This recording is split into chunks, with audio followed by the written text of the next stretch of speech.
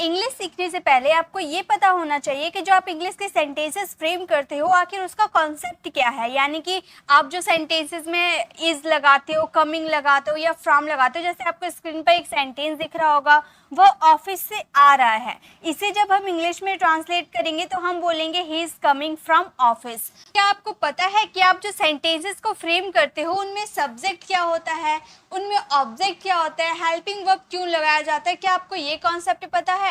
तो आज के इस वीडियो में आपको वही इंग्लिश के सेंटेंसेस को फ्रेम करने का कॉन्सेप्ट सिखाने वाली हूँ जो कि हमारे इंग्लिश की नींव है, हमारे इंग्लिश की जड़ है। सबसे पहले आपको यहाँ पर सेंटेंस दिख रहा होगा he is coming from office. यहाँ पर ही जो है, ही क्या है? ही हमारा सब्जेक्ट है। सब्जेक्ट क्या होता है? सब्जेक्ट वे होते हैं जो कार्य को करता है। He is coming from office यानी कि वो ऑफिस से आ रहा है। तो यहाँ आने का काम कौन कर रहा है? वह कर रहा है ना, आने का काम वह कर रहा है यानी कि ही कर रहा है। तो जो काम को करता है उसे हम सब्जेक्ट कहते हैं, जिसे हिंदी में हम कर्ता कहते हैं, यानी कि जो काम करता है। ओके, देन यहाँ पर आ जाते हैं इज में। इज हमारे क्या होते हैं? इज हमारे हेल्पिंग वर्ब होते हैं। अब हेल्पिंग वर्ब का क्या काम होता है हमारे सेंटेंसेस में? क्या लगाना जरूरी है? जी बिल्कुल, हेल्पिंग वर्ब लगाना जरूरी है, क्योंकि हेल्पिंग वर्ब से हमें पता चलती है कि आप प्रेजेंट की बात कर रहे हो, पास्ट की बात कर रहे हो या फ्यूचर की बात कर रहे हो। ठीक है, प्रेजेंट की बात करते हो इज लगाते हैं, पास्ट की बात करते हैं तो वॉज लगाते हैं, फ्यूचर की बात करते हैं तो विल का यूज करते हैं, है ना। उसके बाद आ जाते हैं कमिंग। कमिंग क्या है? कमिंग हमारा मेन वर्ब है। मेन वर्ब यानी कि एक्शन। सेंटेंसेस में जो एक्शन होता है उसे हम मेन वर्ब कहते हैं। जैसे कि वो ऑफिस से आ रहा है, यहाँ पर क्या एक्शन हो रहा? आने का एक्शन हो रहा। तो यहाँ पे हमें क्या पता चला? आने यानी कि कम। अब आप बोलोगे मैम आने का मतलब कम होता है, तो यहाँ कमिंग का यूज क्यों किया गया है? तो ये आपके हेल्पिंग वर्ब से डिपेंड करता है। आपके हेल्पिंग वर्ब के अकॉर्डिंग आपका यहाँ पर वर्ब लगता है। ओके, तो वो सब तो टेंसेस में आपको सीखने को मिलेगा। यहाँ पे मैं आपको सेंटेंसेस को फ्रेम किया जाता है, उनमें क्या क्या यूज किया जाता है वो बताने वाली हूँ।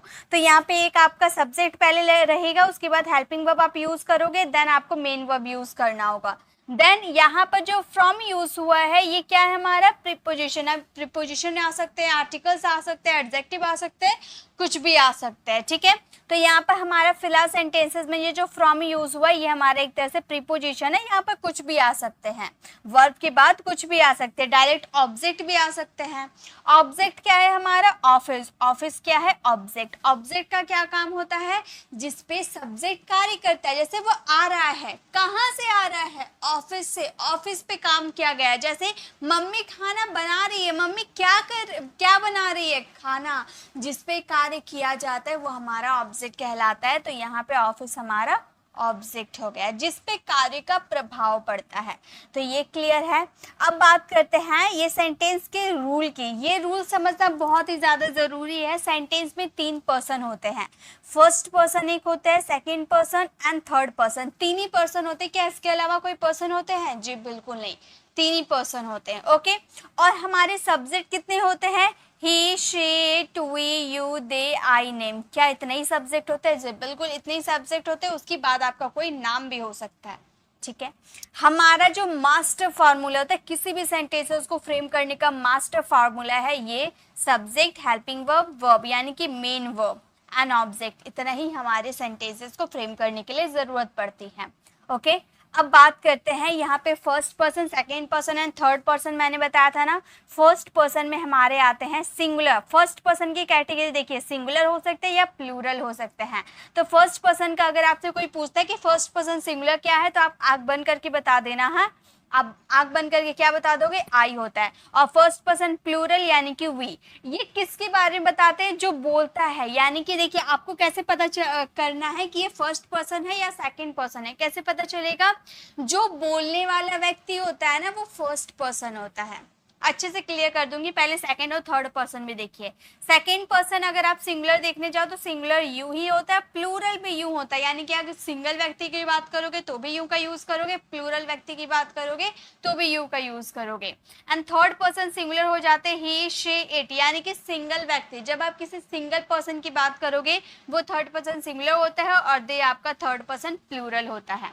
अब देखिए यहाँ पर इसके बारे में बताया गया है, इस पे जरा ध्यान दीजिए। कैसे आपको पता चलना है? क्या इतना याद रहेगा कि फर्स्ट पर्सन आई वी है?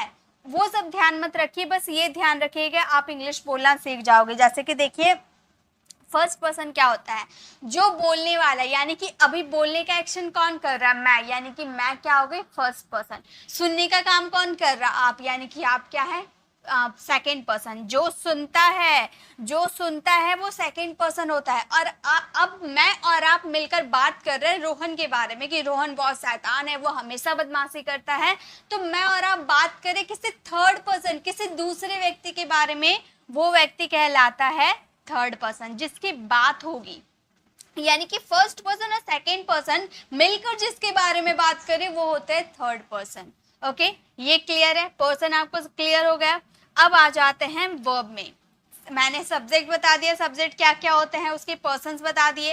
अब आ जाते हैं वर्ब में। वर्ब के 5 कैटेगरीज होते हैं, V1, V2, V3, V4, V5। V1 का यूज प्रेजेंट में किया जाता है, वर्ब की सेकंड फॉर्म का यूज पास्ट में किया जाता है, वर्ब की थर्ड फॉर्म का यूज परफेक्ट में किया जाता है, वर्ब का फोर्थ फॉर्म का यूज कंटिन्यूअस में किया जाता है, वर्ब का फिफ्थ फॉर्म का यूज प्रेजेंट में किया जाता है ओनली थर्ड पर्सन सिंगुलर के साथ। तो क्या फर्स्ट पर्सन जो वर्ब का फर्स्ट फॉर्म है प्रेजेंट में क्या हो सकता है, गो।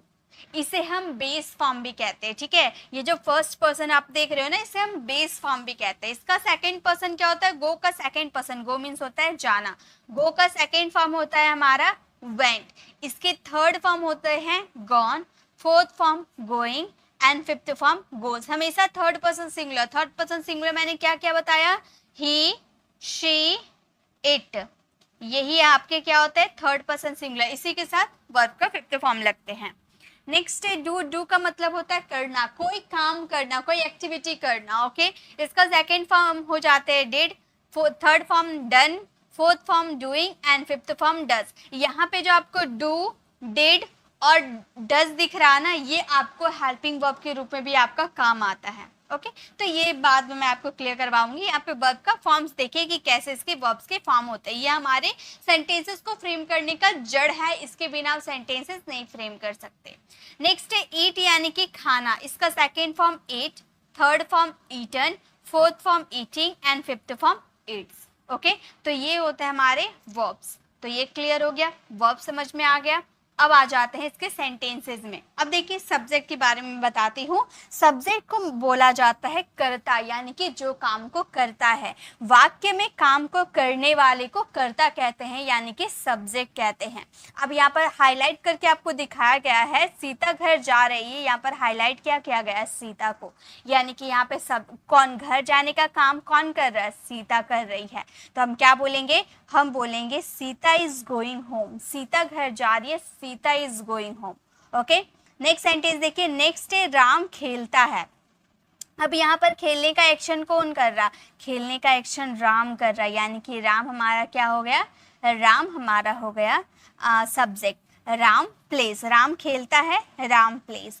नेक्स्ट सेंटेंस देखिए। नेक्स्ट हमारा सेंटेंस है राहुल जा चुका है। यहाँ पर जाने का, ये जो जाने का एक्शन हो रहा है कौन कर रहा है, राहुल कर रहा है। तो यहाँ पे हमारा राहुल सब्जेक्ट हो गया, राहुल हैज गॉन। यहाँ मैं टेंसेस आपको नहीं बता रही हूँ कि ये टेंसेस का यूज किया गया, ये टेंसेस का यूज किया, कोई टेंसेस मैं आपको नहीं बता रही हूँ, बस इतना बता रही हूँ कि सब्जेक्ट कौन होता है, काम को करने वाला। पहला सेंटेंस सीता घर जा रही, तो घर जाने का काम कौन कर रहा था, सीता, यानी कि सीता हमारी सब्जेक्ट हो गई। राम खेलता है, तो खेलने का एक्शन कौन कर रहा, राम, यानी कि राम हमारा सब्जेक्ट हो गया। राहुल जा चुका है, तो जाने का एक्शन कौन कर रहा, राहुल, यानी कि हमारा सब्जेक्ट हो गया जो काम को करता है। ओके, नेक्स्ट देखिए। अब हम बात कर लेते हैं हेल्पिंग वर्ब की, क्योंकि वर्ब को फ्रेम करने के लिए हमारे पास 4 चीजों की बहुत जरूरत होती है। वो है subject, helping verb, main verb and object. इसकी जरूरत हमेशा पड़ती है।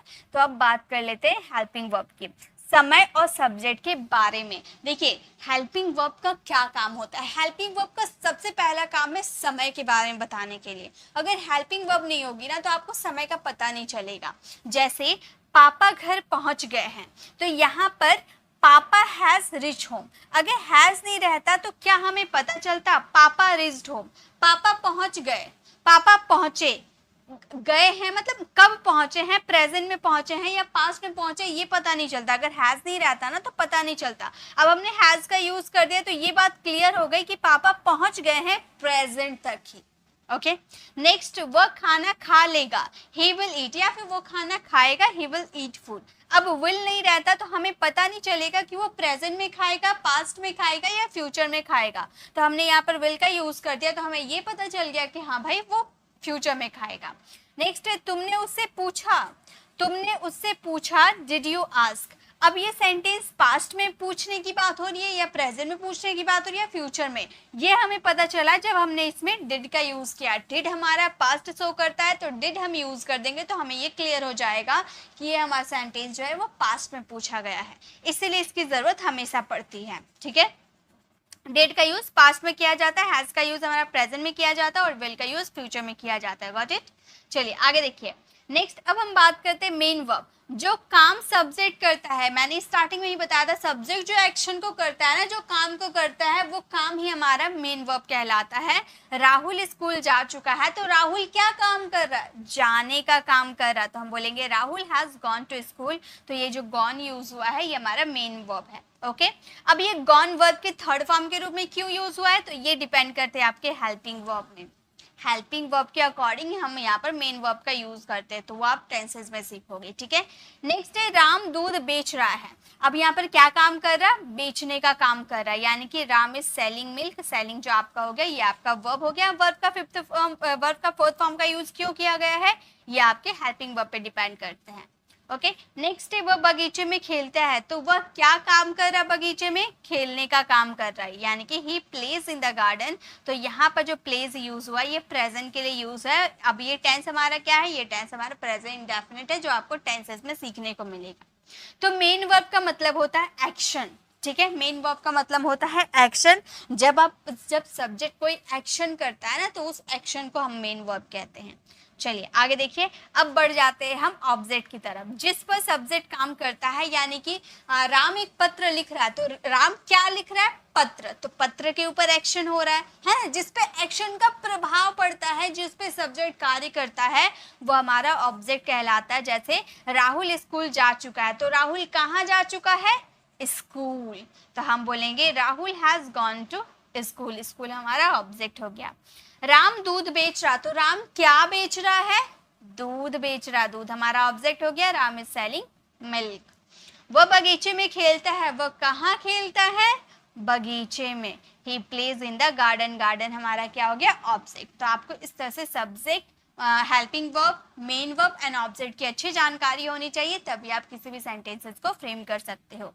अब एक सेंटेंसेस आप लोगों के लिए होमवर्क के लिए, ही इज प्लेइंग क्रिकेट। अब आपको इसमें क्या करना है, ये सेंटेंसेस को आप पहले ध्यान से देखना और इसमें मुझे ये बताना कि ये इज क्या है, ही क्या है, इज क्या है, प्लेइंग क्या है एंड क्रिकेट क्या है। जैसा कि मैंने आपको सब कुछ बता दिया, उसी के अकॉर्डिंग आपको बताने हैं कि इसमें सब्जेक्ट क्या है, ऑब्जेक्ट क्या है, वर्ब क्या है। आपको ये लिख कर मुझे कमेंट में चेक कराने हैं। ओके, तो आपको ये वीडियो कैसे लगी कमेंट में जरूर बताइएगा। अच्छी लगी तो लाइक कीजिएगा, अपने फ्रेंड फैमिली को जरूर शेयर कीजिएगा। तो गाइस इस तरह की वीडियोस अगर आप चाहते हो तो हमारे चैनल को सब्सक्राइब कर लीजिएगा, ताकि रोज आने वाली वीडियोस की नोटिफिकेशन आपको समय पे मिलती रहेगी। तो मिलते हैं नेक्स्ट ऐसे इन्फॉर्मेटिव वीडियोस के साथ। Till then bye bye, take care.